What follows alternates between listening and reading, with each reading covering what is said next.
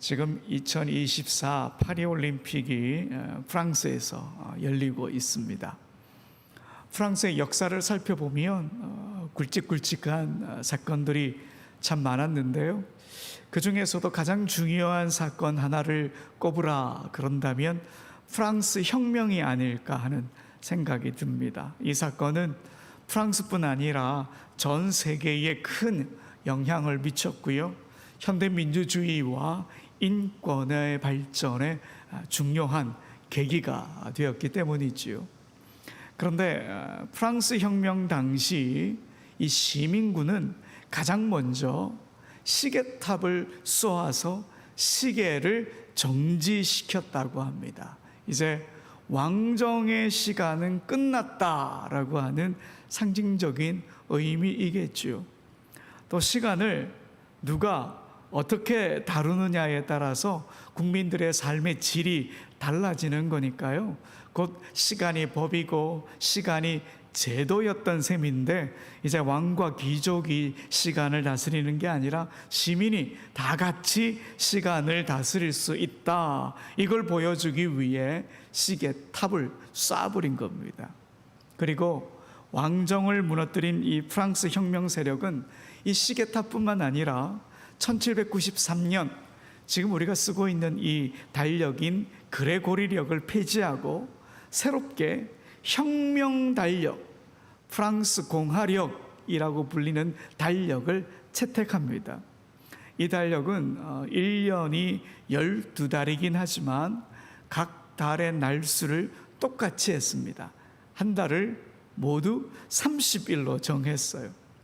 프랑스 혁명의 정신 중에 하나인 평등을 구현하기 위해 모든 달을 똑같은 날수로 정했던 거죠.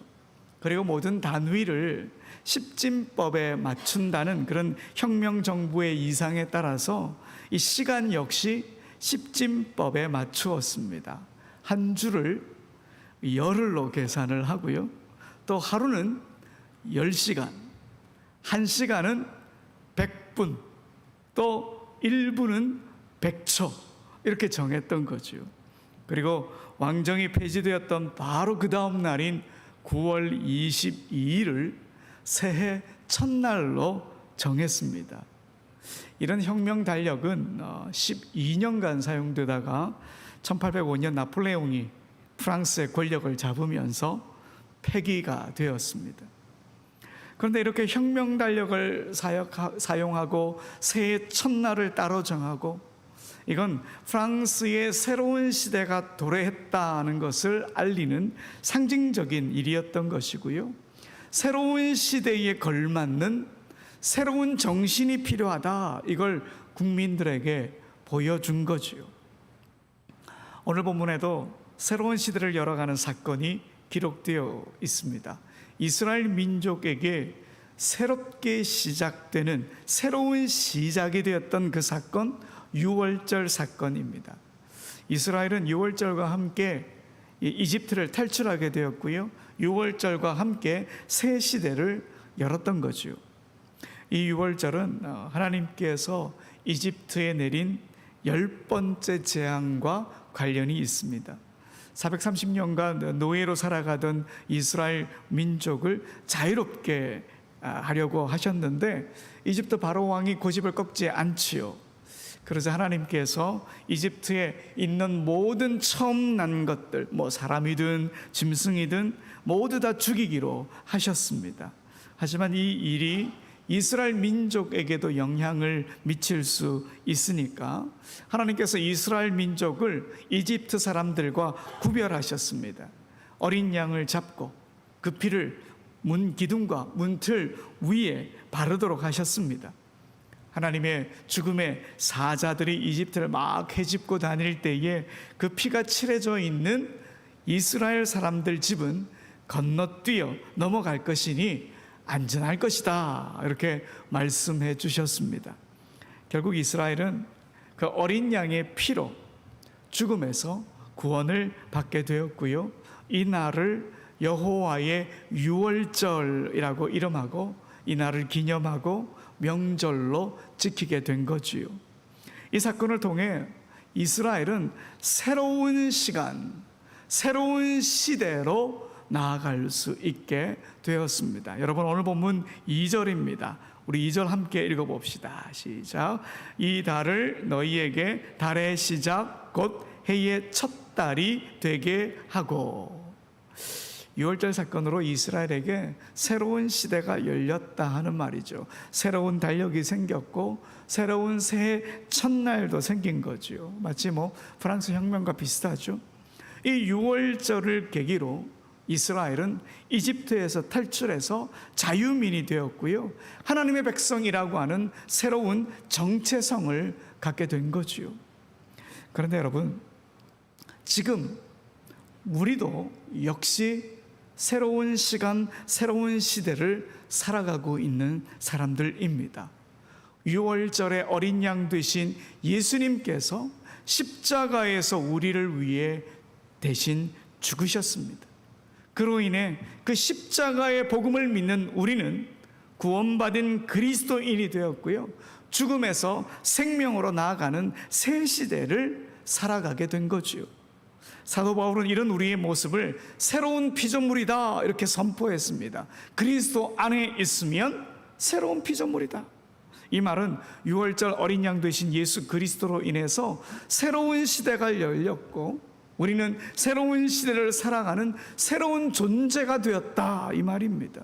그리고 그 새로운 시대에 걸맞는 삶을 살아가야 참된 그리스도인이 될 수 있다, 우리에게 일러주었습니다. 그렇다면 여러분, 지금 신약의 6월절의 시대를 살아가고 있는 우리는 어떻게 살아가야 할까요? 어떤 새 시대의 정신으로 살아가야 할까? 먼저 하나님이 우리를 구원하실 뿐 아니라 보호하시고 돌보신다, 이 사실을 잊지 말아야 합니다. 여러분, 6월절은 히브리 말로 페사흐라고 하는 단어입니다. 페사흐. 이 단어와 관련된 재미난 이야기가 있는데요, 아직까지도 이 유대인들은 안식일에는 어떤 일을 해서도 안 된다, 그런 생각을 갖고 있습니다. 심지어 촛불을 켜고 끄는 일도 할 수 없죠. 그런데 안식일인데 어제 끄지 않은 촛불을 아버지가 발견한 거예요. 정말 난감하죠. 그때 아버지는 어린 자녀를 불러요. 그리고 어린 자녀를 촛불 가까이에 세우고, 얘야, 6월절이 히브리어로 뭐지? 이렇게 물어요. 그러면 아이는 입술에 바람을 잔뜩 불어넣고 페사흐 이렇게 대답을 하면 촛불이 어떻게 될까요? 꺼지게 되겠지요. 촛불을 끌 때 이 단어를 사용했다 그래요. 안식일을 범하지 않으려는 엉뚱한 열심이지요. 1882년에 우리나라 최초의 한글 성경이 발행이 되었는데요, 예수 성교 누가복음 전서라고 하는 책입니다. 스코틀랜드 연합 장로회의의 선교사인 존 로스가 중심이 되어서 만들어진 성경입니다. 지금 국가등록 문화재로 지정되어 있는데요, 그 성경을 보면 6월절을 이렇게 표기하고 있습니다. 넘난절, 아래 아도 들어있죠. 오늘 말로 바꾸면 어떤 말일까요? 넘는 절, 이렇게 넘는 절. 6월절이라고 하는 한자어보다 훨씬 정겹고 의미가 더 확실히 살아나는 그런 말인 것 같죠. 어린 양의 피를 발라서 죽음이 넘어갔고 또 새로운 시대가 열렸다, 그런 의미입니다. 그런데 성경 전체를 이렇게 살펴보면 이 페사흐라고 하는 이 단어가 다양한 뜻으로 사용되었습니다. 뛰어넘는다, 이런 의미 외에도 가엾게 여기다, 보호하다, 지키다, 살려주다, 지나치다, 이런 의미로도 다양하게 쓰였습니다. 여러분, 이사야 31장 5절을 한번 보십시오. 새가 날개치며 그 새끼를 보호함같이 나 만군의 여호와가 예루살렘을 보호할 것이라. 그것을 호위하며 건지며 뛰어넘어 구원하리라 하셨느니라. 여러분, 이 구절에서 뛰어넘어라고 하는 단어가 나오죠. 이 단어가 바로 6월절과 같은 어근을 갖고 있습니다. 이 번역은 뛰어넘었다 이렇게 되어 있지만 이 구절의 전체적인 의미를 한번 보십시오. 어떤 의미가 떠오르십니까? 하나님의 보호하심. 새가 날개로 새끼들을 품고 있는 그런 하나님의 보호하심, 그리고 하나님의 구원하심이라고 하는 이미지가 떠오르는 것이죠. 그리고 방금 6월절이 히브리 말로 페사흐라고 하는 단어다 이렇게 말씀을 드렸는데, 그런데 이 이집트 말로는 페시라고 하는 단어입니다. 페시, 발음이 비슷하지요. 이 단어의 원래 의미가 뭐냐면 날개를 펼친다, 이런 의미를 갖고 있습니다. 날개를 펼쳐서 새끼를 보호한다는 의미지요. 여러분, 방금 읽었던 이사야 31장 5절과 이미지가 겹치지 않습니까? 그러니까 6월절 페사흐라고 하는 이 단어는 뛰어넘는다는 의미와 함께 하나님의 보호하심의 의미도 포함되어 있는 단어입니다. 하나님께서 정말 아끼고 귀중히 여겨서 위험에서 벗어나도록 도와주신다, 이런 의미입니다. 이렇게 6월절이라고 하는 말은 하나님의 구원과 하나님의 보호하심이 잘 담겨진 단어입니다. 하나님은 이 6월절을 통해 새로운 시대, 새로운 시간을 향해 나가는 이스라엘 민족에게 구원을 베푸시는 분이면서 보호하시고 돌보시는 하나님이다, 이 사실을 알려주신 거죠. 그렇다면 여러분, 하나님은 이스라엘을 구원하시고 인도하시고 보호하시는 분이신데 굳이 피를 문지방과 문틀에 바르지 않아도 도우시고 인도하실 텐데 왜 그렇게 하라고 하셨을까? 하나님께서 이스라엘 민족들의 집을 몰라서 혹시 하나님께서 실수할 수 있지 않기 위해서, 실수하지 않기 위해서 이게 표시해 둔 건 아닐까? 여러분, 그건 아닙니다. 그런 표시가 없어도 하나님은 이스라엘 사람들의 집을 충분히 아실 능력을 가지신 분이지요. 그러면 왜 어린 양의 피를 바르라고 하셨을까? 여기에 대해 총신대 구약학 교수인 박철현 목사님이 이런 설명을 하셨어요. 여기서 중요한 것은 하나님의 구원은 하나님의 뜻을 따르는 자에게 열려 있다는 것이다. 하나님은 피를 통한 구원을 준비하시기는 하셨지만 결국은 그의 말씀대로 이 피를 바른 자를 구원하시기로 작정하셨다. 구원은 하나님의 말씀대로 순종하는 것에 달려 있다. 하나님은 구원을 준비하시나 그 구원은 오직 그 구원에 대한 하나님의 뜻과 방식을 신앙으로 받아들이는 자에게만 임한다. 그러니까 어린 양의 피를 바르게 하신 것은 하나님의 구원을 경험하고 하나님의 보호하심에 동참하기 위해서 하나님의 말씀에 순종함이 있어야 한다, 이걸 알려주시기 위해서 피를 바르라 하셨다는 것이지요. 여러분, 민수기 21장을 보게 되면요, 이스라엘 백성들이 광야에서 불뱀에게 물리게 됩니다. 그래서 많은 사람들이 다치게 되죠. 이때 하나님은 모세에게 놋뱀을 만들어라, 그리고 놋뱀을 높이 들어라, 그리고 놋뱀을 바라보는 그 사람은 낫게 될 것이다 말씀하셨어요. 사실 하나님은 놋뱀을 만들지 않고도 하나님의 능력으로, 말씀만으로도 뱀에 물린 사람들을 낫게 하실 수가 있으시지요. 하지만 하나님은 놋뱀을 바라보는, 결국 하나님의 말씀에 순종하는 이들에게 구원을 베푸셨던 겁니다. 마찬가지로 우리의 구원을 열망하고, 하나님은 이 구원을 열망하고 하나님의 말씀을 순종하는 이들이 6월절의 새 시대를 살아가는 그리스도인의 자세는 정말 순종이다라고 하는 것을 보여주고 있는 것입니다. 지금 예수 그리스도의 십자가의 은혜로 우리는 신약의 6월절의 시대를 살아가고 있습니다. 우리도 하나님의 말씀에 순종하는 것이 6월절의 새 시간을 살아가는 성도의 자세인 것입니다. 하나님께 열린 마음을 갖고 있고 하나님의 말씀에 순종하는 이들에게 하나님의 구원의 역사가 우리가 경험하게 되는 것이죠. 우리가 이 믿음을 갖고 살아야 합니다. 지난주에도 나만 장군, 시선이 머무는 신앙인이 된 것, 바로 말씀 순종에서 시작되었다, 우리가 은혜 나누지 않았습니까? 오늘도 마찬가지입니다. 말씀 순종이 우리 신앙인에게는 정말 중요한 것입니다. 올 한 해 우리 교회는 약속의 말씀에 굳게 세우소서 이 표 아래서 Promise 25로 실천해 나가려고 합니다. 한 해의 중간에 딱 서서, 그리고 막 지쳐있는 이 무더위 한복판에서 정말 우리는 우리 자신이 얼마나 말씀 순종으로 나아가고 있는지 우리 자신을 돌아봐야 합니다. 여러분, 하나님이 우리의 구원자가 되어주신다, 이 사실은 변함이 없으니까요, 이 믿음을 갖고 말씀 순종의 삶을 살아내야 합니다. 이게 6월절의 새 시간을 살아가는 우리 성도들의 삶이고 하나님이 이끌어 가실 새 시대를 준비하는 삶입니다. 우리가 더 힘껏 말씀 순종으로 나아가게 되기를 소망합니다. 근데 여러분, 이 6월절 사건에서요, 우리가 주목해야 할 대목이 하나 더 있습니다. 하나님께서 누룩을 넣지 않은 이 무교병을 먹으라 그러셨어요. 여러분, 12장 8절 출애굽기 한번 읽어봅시다. 시작. 그 밤에 그 고기를 불에 구워 무교병과 쓴 나물과 아울러 먹되. 자, 왜 누룩을 넣지 않은 빵을 먹으라고 하실까? 빨리 이집트를 탈출해 나와야 하니까 누룩을 넣고 빵이 발효할 때까지 기다릴 시간이 없지요. 그러니 누룩 넣지 않은 그 무교병을 먹는 것, 어찌 보면 당연한 일입니다. 그런데 여러분, 신명기 16장 3절을 보면 이 무교병을 고난의 떡, 이렇게 말하고 있어요. 고난의 떡.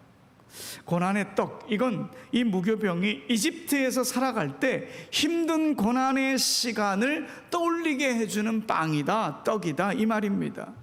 그러니까 이스라엘 백성들은 이집트에서 노예 생활을 하면서도 이 무교병을 먹으며 견뎌냈다 하는 말입니다.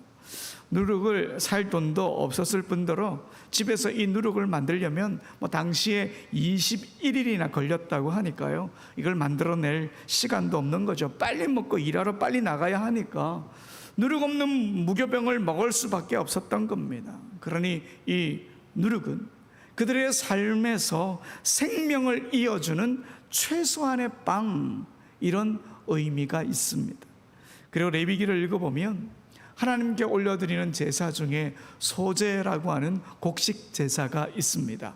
이때 누룩을 넣어서는 안 됩니다.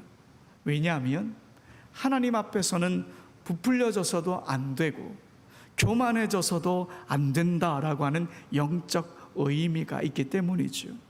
그래서 누룩 넣지 않은 빵, 무교병은 생명을 위한 꼭 필요한 음식, 최소한의 음식, 그리고 가장 정직한 음식, 이렇게 말할 수 있는 겁니다. 여러분, 6월절의 새 시대를 살아가고 있는 신앙인의 자세는 이 누룩을 넣지 않은 빵의 정신, 무교병의 정신으로 살아야 합니다. 꼭 필요한 것, 최소한의 것, 정직한 것, 이 정신이 깃든 신앙생활이 필요하다는 거죠. 저는 이 정신이 가장 잘 녹아있는 우리 시대의 언어가 있다면 바로 미니멀리즘이 아닐까 하는 생각이 듭니다. 미니멀리즘이란 이 단어는 1960년대에 쓰여진 말인데요, 미술과 음악, 예술 분야에서 처음 사용되었다가 지금은 우리 일상의 단어가 되었죠. 최소한의 소유로 살아가자, 삶을 단순화시키자, 그런 의도가 담긴 말입니다. 미니멀리스트라고 하는 책에 보면 이 미니멀리즘을 이렇게 설명하고 있어요. 미니멀리즘은 무조건 소유물을 줄이는 것이 아니라 보다 의식적이고 신중한 선택을 내릴 수 있도록 도와준다. 한 문장으로 요약하자면 미니멀리즘은 인생에서 넘치는 것은 없애고 행복과 성취감 그리고 자유를 찾을 수 있도록 중요한 것에 집중하도록 도와주는 도구이다. 그러니 미니멀리즘은 무조건 다 없애고 무조건 다 줄여서 사는 게 아니라 신중한 선택과 행복한 삶에 집중하는 자세, 그 자세를 말한다는 것이죠. 선택과 집중의 삶을 살아가는 게 미니멀리즘의 삶의 자세입니다. 여러분, 6월절의 새 시대를 살아가는 신앙인은 선택과 집중의 삶을 살아내야 합니다. 우리 믿음 생활을 어렵게 하는 것들, 특히 과학의 시간을 많이 잡아먹어서 신앙생활을 방해하는 것 정리할 수 있어야 하고요, 더 신앙에 집중해야 된다 하는 것이죠. 집중할 것은 집중하고 정리할 것은 정리해야 된다는 그 말입니다. 저는 우리 교회 조직과 구조도 이런 무교병의 정신으로 밀리머니즘의 그 방향성으로 개편하면 어떨까? 사명과 사역에 집중하도록 조직과 구조를 단순화시킨다면 어떻게 하는 게 좋을까? 사랑방이나 동아리 같은 경우도 교제와 돌봄 외에 사역에 더 집중하도록 하는 방법은 없을까? 사역에 맞춰서 선택과 집중은 어떻게 하면 좋을까? 기도하며 고민하면서 준비하고 있습니다. 여러분, 교회를 위해 기도하실 때 교회가 무교병 정신을 따라 주님이 주신 사명과 사역에 집중하는 교회가 되게 해주십시오. 여러분, 이렇게 기도해 주십시오. 우리 교회가 하나님이 기뻐하시는 건강하고 아름다운 교회가 되기 위해선 선택과 집중이 필요합니다. 하나님이 이끌어 가시는 6월절의 새 시대에 걸맞는 교회가 되기 위해서는 그런 노력이 필요한 거지요. 하나님이 이끄시는 그 내일을 기대하면서 말이죠. 하나님의 그 6월절은 오늘만 끝나는 것이 아니라 그 새 시대는 내일 또 내일 또 내일 또 계속 되는 것이니까요. 몇 해 전에 코로나가 창궐할 때 인도네시아에서 어디 갈 수도 없고 모든 사역이 멈추고 참 힘든 시간을 보낼 때에 즐겨 듣던 음악이 있습니다. 바이올리니스트 클라라 주미강과 피아니스트 손여름 씨가 연주한 음악인데요. 모르겐이라고 하는 가곡을 바이올린으로 연주한 곡입니다. 유튜브에서 실황 중계를 보고 그 이후로 계속 찾아서 들으며 힘을 내었던 곡입니다. 독일어로 모르겐 하면 아침이라고 하는 뜻이죠. 그런데 이 단어가 내일이라는 의미도 갖고 있습니다. 그래서 보통 이 곡을 내일 이렇게 번역을 합니다. 이 곡을 연주한 클라라 주미 강은 손여름 씨와 원래 이 듀오 콘서트를 준비했는데 코로나 때문에 열지 못해서 관객이 없는 연주회장에서 관계자 몇 명만 두고 연주회를 열었고요. 앵콜로 이 곡을 연주했습니다. 이 곡을 연주한 바이올리니스트 클라라 주미강은 독일에서 자랐고 독실한 크리스찬입니다. 7살에 재능을 인정받아서 줄리아드 음대에 수학할 정도로 타고난 연주 실력을 갖고 있었습니다. 그런데 12살 때 학교에서 농구를 하다가 이 왼쪽 새끼손가락이 부러지는 부상을 당하게 돼요. 당시 대여받았던 이 고가의 바이올린을 반납을 해야 했고요. 세계적인 지휘자 다니엘 바렌보임과의 그 협연도 무산되고 말았습니다. 게다가 이게 손가락이 좀처럼 회복이 되지 않으면서 연주를 다시 하기 어렵다, 그런 진단도 받게 됩니다. 모두들 안타까워했고 어린 나이에 이 클라라도 큰 상처를 받았죠. 그런데 그 기간 이 어린아이가 성가곡을 작곡하기 시작했고요. CCM도 작곡했습니다. 나름 신앙으로 이겨내려고 한 거죠. 부모님이 모두 성악가라 노래도 꽤 잘 불러요.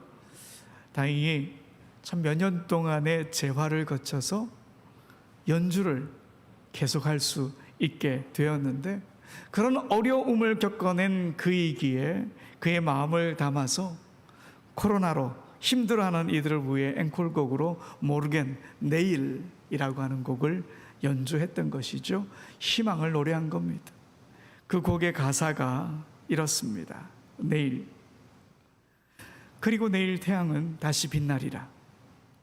그리고 내가 걸어가게 될 길 위에서 내일은 행복한 우리를 하나 되게 하리라. 태양이 숨쉬는 이 대지의 한가운데서, 그리고 푸른 파도 드넓게 일렁이는 저 바닷가로 우리는 조용히 그리고 천천히 내려가 말없이 서로의 눈을 들여다본다. 그리고 고요한 행복의 침묵이 우리 위에 임하리라. 사랑하는 여러분, 우리는 지금 어린 양 되신 예수 그리스도가 시작하신 6월절의 새 시대, 6월절의 새 시간을 살아가고 있습니다. 오늘도 6월절의 새 시간이고 내일도 6월절의 새 시간입니다. 내일은 더 놀라운 주님의 은총이 기다리고 있는 새 시간입니다. 지금 우리 교회 형편을 보면 좀 초라해 보일지 모릅니다. 그러나 우리 하나님 우리를 인도하십니다. 내일 다시 주님의 은총의 태양이 빛날 것입니다. 내일 주님이 주시는 행복과 기쁨이 우리 대지 위에 넘치리라 믿습니다. 주님이 이끄시는 6월절의 3시간 앞으로 계속될 것입니다. 하나님은 구원의 역사를 계속 베풀어 주십니다. 그러니 우리는 오늘 어린 양의 피를 문기둥에 바르는 말씀 순종의 길로 나아갑시다. 오늘 우리는 무교병의 정신으로 선택과 집중을 하며 믿음의 길을 걸어갑시다. 또한 하나님이 이끌어 가실 내일을 기대하며 우리의 신앙의 걸음을 멈추지 맙시다. 하나님은 우리의 힘이 되어 주십니다. 하나님의 일하심을 우리 모두가 보게 될 것입니다.